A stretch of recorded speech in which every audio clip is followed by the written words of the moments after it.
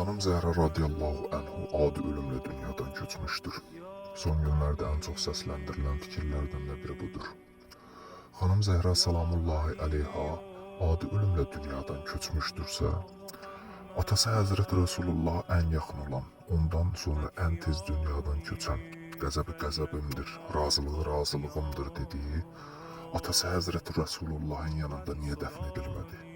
Hansı ki onun qızı, onun ciğer paresi ve onun üçün en yakın olan bir şəxs idi. Normalda atasının yanında dəfn edilməliydi, ama edilmədi. Niyə? 2. Qarşı tərəf deyilir ki, gecə dəfn edilməsinin səbəbi naməhrəm məsələsi idi. Gözəl, naməhrəm məsələsi idisə, səhərisi günü qəbrin yeri insanlara bəyan edilməliydi. Ama edilmədi.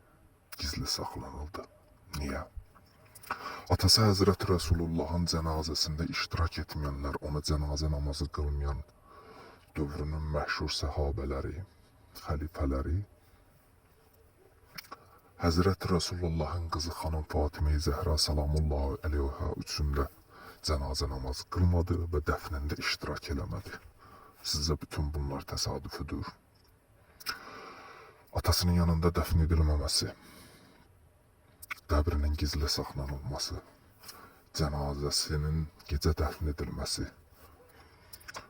məlum səhabələrin onun dəfnində iştirak etməməsi, bütün bunlar ispat edir ki, heç də xanımın dünyadan köçməsi adi ölüm olmayıbdır.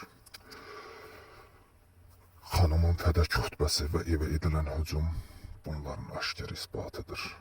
Allah'ın salamı olsun onun pak əhli beytinə,